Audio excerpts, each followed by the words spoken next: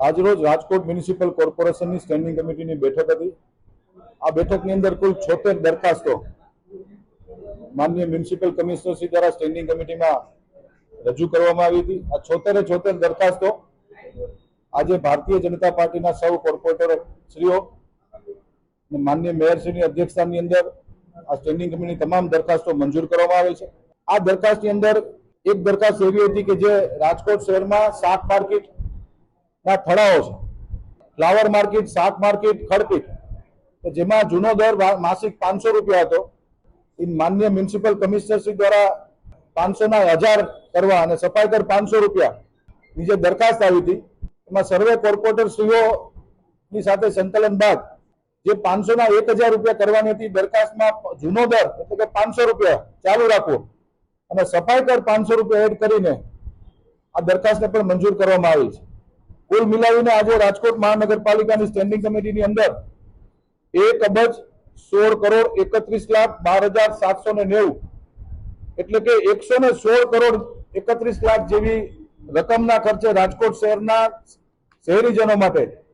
ભારતીય જનતા પાર્ટીના શાસકોએ આજે અમે લોકોએ સમગ્ર 18 વોર્ડમાં વિકાસ કામો માટેની આજની સ્ટેન્ડિંગ કમિટીમાં તમામ દરખાસ્તને મંજૂરીની આપવામાં આવેલ છે। ન્યારી ફિલ્ટર પ્લાન્ટની અંદર 25 mld નો જે નવો પ્લાન્ટ બનાવવાનો છે તેના દ્વારા જે નવું રાજકોટ છે, જે કાલાવ રોડ ઉપર જે નવું Rajkot ward number 10, 11, 12, ward number 9 આ બધા લોકોના રહેવાસીઓ માટે ફિલ્ટર પ્લાન્ટ બનાવવાની પણ દરખાસ્ત હતી જે અમે લોકોએ આજે મંજૂર કરી છે। રાજ્ય સરકારની એક સંસ્થા છે, એ રાજ્ય સરકારની સંસ્થા દ્વારા ગુજરાતના 7 મહાનગરોની અંદર રીડેવલપમેન્ટની એક કન્સલ્ટિંગ એજન્સી છે કે જે તમારા રાજકોટ શહેરના 100 ફૂટના, 150 ફૂટના, 200 ફૂટના મહાનગરોની અંદર જે રોડ હોય છે એ રોડ આજે આપણે જોઈ શકીએ કે જે આપણો જે 150 ફૂટ રિંગ રોડ છે આજે ઘણા વર્ષો પહેલા બન્યો ત્યારે સાયકલ ટ્રેક હતો, નાનું મોટું ક્યાંક ને ક્યાંક ઇમ્પ્રુવમેન્ટ છે, ક્યાંક પાણી ભરાય છે, ક્યાંક બ્રિજની ઉપયોગિતા છે। આના માટેની રાજ્ય સરકારની સૂચનાથી એક કન્સલ્ટન્ટ એજન્સીની પણ એક દરખાસ્ત હતી જે આજે મેં મંજૂર કરી છે। ગોંડલ રોડ ચોકડીથી માધાપર ચોકડીની વચ્ચેનો જે આખો જે કોરિડોર છે આ કોરિડોરને જે હૈયાત 150 ફૂટ રિંગ રોડ છે કેવી રીતે એને ખુલ્લો કરવો, કેવી રીતનું બ્યુટિફિકેશન કરવું, ક્યાં જરૂર છે અંડરબ્રિજની, ક્યાં જરૂર છે ફ્લાયઓવર બ્રિજની, અને જે સાયકલ ટ્રેક છે કુલ મિલાવીને વાત કરું તો આ રોડને કેવી રીતે ચોખ્ખો કરવો અને ક્લિયર કરવો અને ડિઝાઇનિંગ કરવો એનું સારામાં સારું જો ઉદાહરણ હોય તો અમદાવાદનો સર્કિટ ગાંધીનગર હાઈવે,